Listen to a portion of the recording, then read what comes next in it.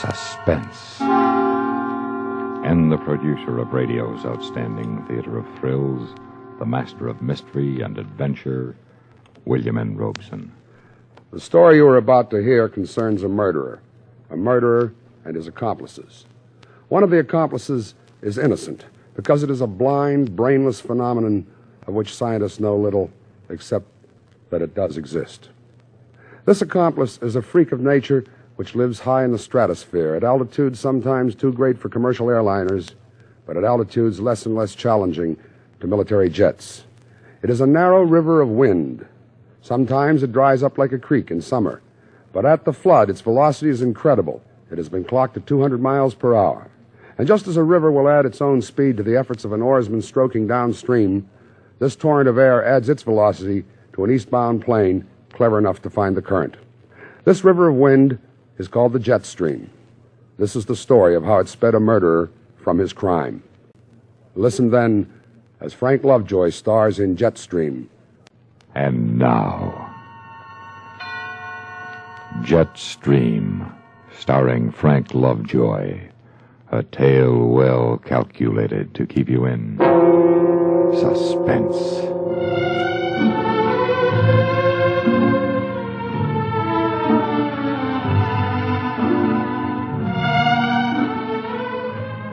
The day you decide to murder your wife can start like any other morning in New York. Mail's here, Mr. Martin. Thank you, Vicki.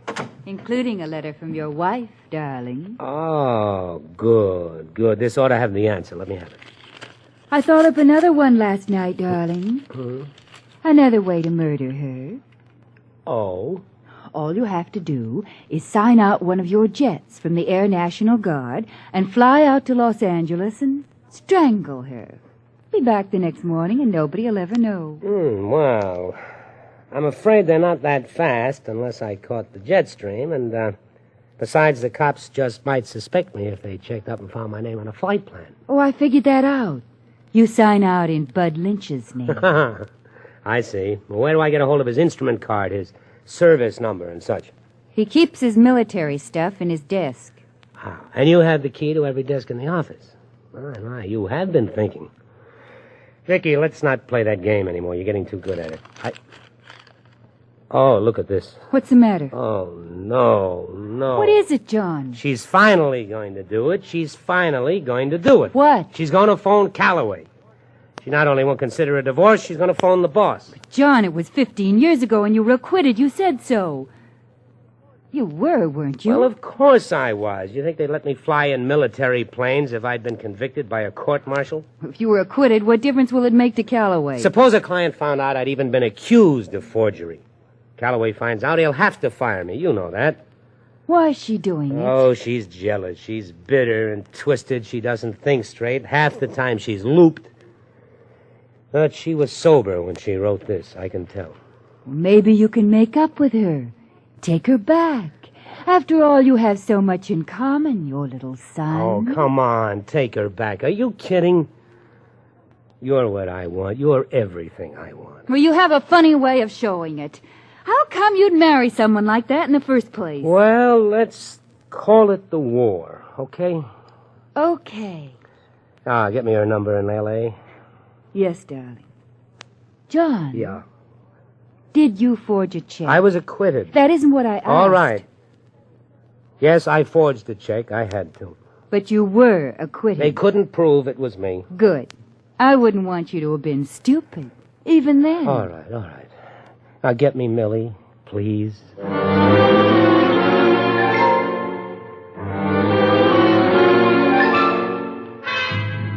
I opened the window and let in the sound of New York. The smell and feel of wealth and power was in the air. I'd come a long way from a two-bit copywriter's job in Los Angeles, and I wasn't going back. Hello, Millie? Oh, do you know what time it is out here? Yes, it's 7 a.m. in L.A. Now, look, Millie, I got your letter. Now, what do you want anyway? I'm sending you half my salary, more than half. I didn't ask for any more money. Well, what do you want? Listen, lover, I'm your wife. Remember, I'm tired of being out here alone with Timmy while you live it up back there with some cheap doll. Well, look, calling my boss is just going to lose me my job. That's your problem. I'm calling Calloway, and I'm calling him today, and I'm telling him all about your glorious Air Force career. You got that? Well, he's out of town. Then I'll call him tomorrow, and the next day, and the next day, and the day after that. You understand? You understand that?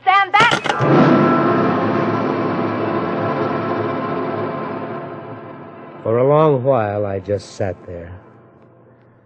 And then slowly, I became aware of the model of the F-100 Super Sabre jet on my desk. I hardly heard Vicky come in. Here's your speech for the Air National Guard, darling. You and Bud Lynch are due at the press club, 8 sharp tonight. Oh, okay. Leave it here.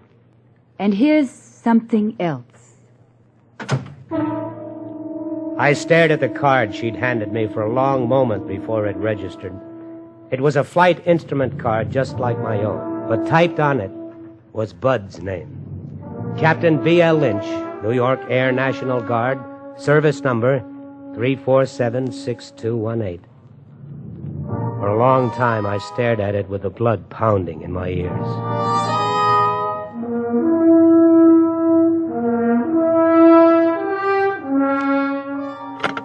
Outside line, please.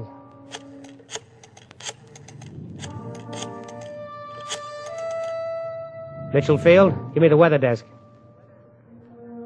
Weather, this is Captain Lynch, B.L. Lynch, Air National Guard. I'm requesting a plane for cross-country to L.A. and return tonight. Is the jet stream active? That much? Good, let me have the operations officer.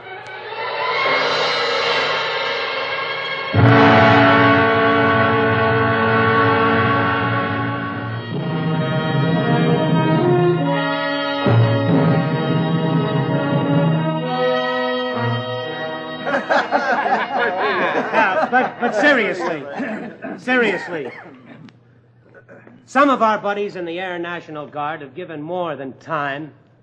They've given their lives. From you of the New York press, we ask this. Understanding of the occasional loss of life inevitable when civilians fly high-speed aircraft, and recognition for the records we break, the milestones we pass, and the security we bring to our country. Oh, what a flag waver you are, John. Thank you, Bud. How'd the time come out? It's just 8:30. You came right out on the nose. How about a drink? No, I'll run along. I have some work to do at the house tonight. I had work to do. Not in my apartment, but at Mitchell Field, Long Island. I stood by my locker in my squadron's hangar and struggled into my G-suit. And when I took my helmet from the locker, I almost dropped it. On the front was my name, Major John Martin, A.N.G. Any one of a dozen people would have seen it. What was I doing, anyway? I wasn't a murderer. This was fantastic. Yet I found myself scraping the name from my helmet with my sheath knife. And then I went to operations. Yes? I'm Captain Lynch, B.L. Lynch. I called this afternoon for an F-100, cross-country to L.A. and return. Yes, Captain, she's on the line. Could I see your instrument card, please? Here you are. Okay, Captain, have a good flight.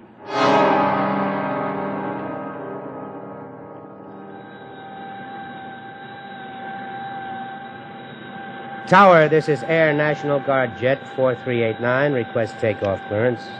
4389, cleared for takeoff. Roger.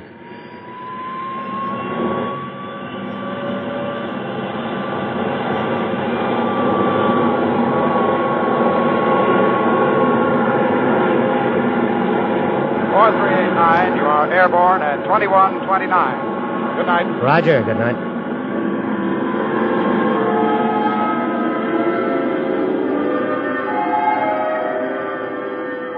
Off the ground at 2129. 9:29 p.m. New York time, 6:29 p.m. California time. Millie would be putting Timmy to bed, probably. Or does a 2-year-old put himself to bed? An hour ago, I'd been speaking to the New York Press Club. In a few hours, I'd be in California. The modern jet was incredible. Then I remembered what I was using it for, and I almost turned back. But I pulled the computer out of my knee pocket and began to navigate. 5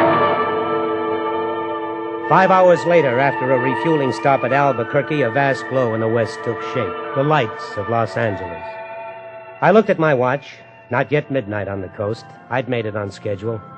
It still all depended on catching the jet stream going back. Going back after what? But now I had a landing to worry about, and then some fast talking to a refueling crew for the loan of a Jeep.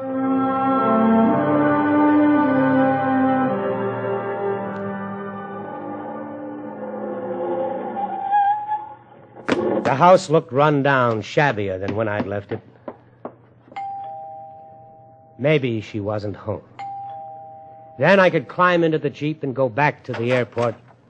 Well, John Martin, what are you doing here? I came to talk to you, Millie. You sure don't waste any time.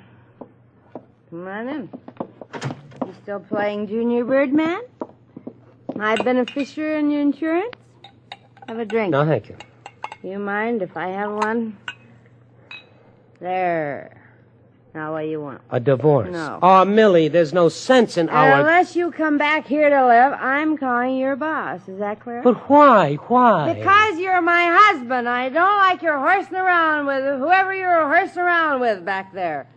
I won't stand it, see? Why do you want me back? You don't love me. You know you don't. Don't love you? Buster, I hate you, hate you, hate you, hate you. We woke him up. Now you'll bawl all night. You care to take a look at your son? Yes, please. See? You get to know your little boy, too. You can play baseball with him like it says on the book. Oh, Millie, you're drunk. And if you're lucky, little Tummy, maybe your daddy will teach you to forge checks. Stop it, Millie. Wouldn't you like to learn how to be a paper hanger, Tummy? Shut up, you witch, you dirty witch!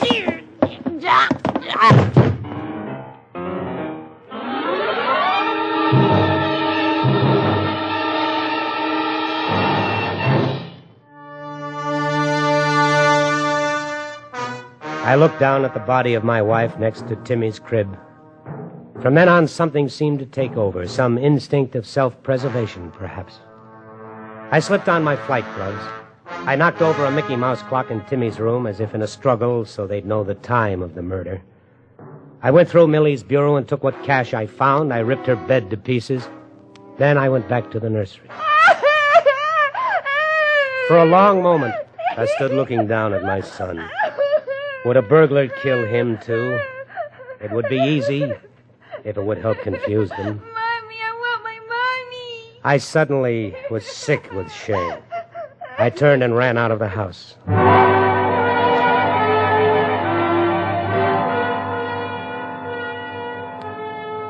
Sergeant, is that jet stream still active? I hope to tell you, if you can find it. It's at 45,000 feet, 190 knots. 190? That's right. If you can find it, you'll be in New York before I get off watch.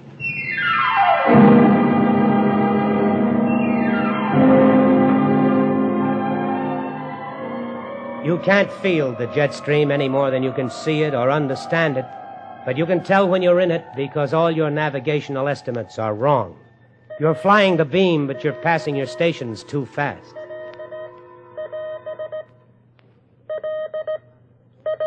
Las Vegas, so soon. And yet a radio range doesn't lie. I checked my computer. I was in the jet stream, all right. I was in a river of air that was giving me an additional 200 knots over the ground. Now, if I could just stay in it. Denver, Omni. I was already picking up Denver. Denver, Omni. Denver, Omni. Denver radio, this is Air National Guard Jet 4389, moving my Denver estimate up by 15 minutes. 4389, did you say 15 minutes? Affirmative, Denver, 1515. Roger. Now, let me see. Denver to Omaha. I would be half an hour ahead of schedule at Omaha 45 minutes ahead of Detroit, and 1 hour at New York. I knew now that I'd make it.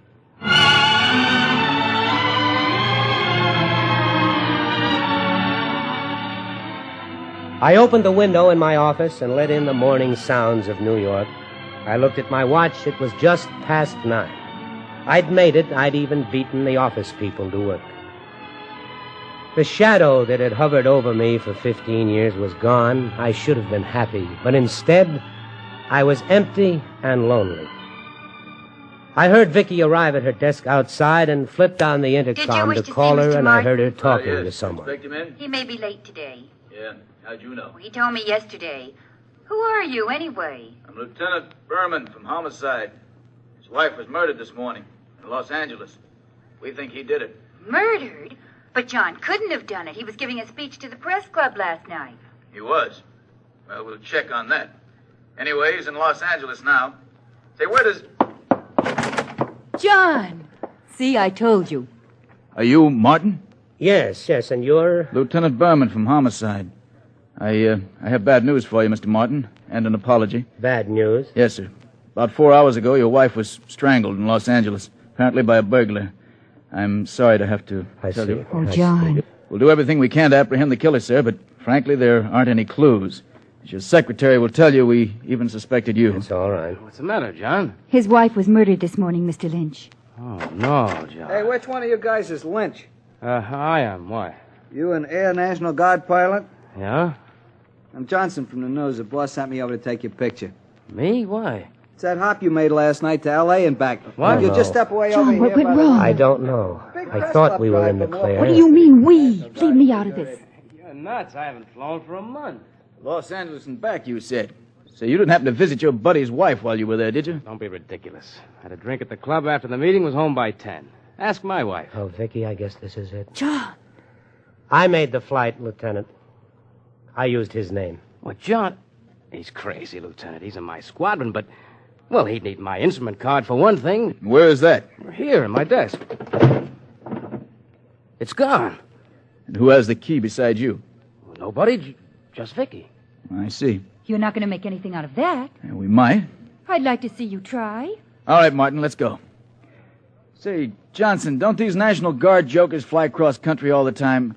What's so special about this? Well, geez, Lieutenant, I thought I told you. This guy hooked onto the jet stream they talk about. Under 11 hours to L.A. and back. The National Guard figures he broke the world's record. What did you say? He broke the world's record. John, did you hear him? You broke the world's record. Oh, you idiot. You stupid idiot. Stupid. All right, miss. All right, you better come along, too.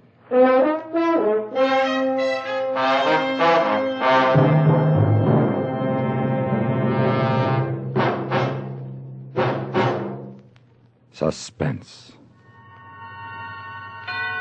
in which Frank Lovejoy starred in William N. Robeson's production of Jetstream by Michael Frost. Supporting Mr. Lovejoy in Jetstream were Alan Morgan, Virginia Gregg, James McCallion, Harry Bartell, Norm Alden, and Sam Pierce. Listen again next week when we return with another tale well calculated to keep you in suspense. Suspense has been brought to you through the worldwide facilities of the United States Armed Forces Radio and Television Service.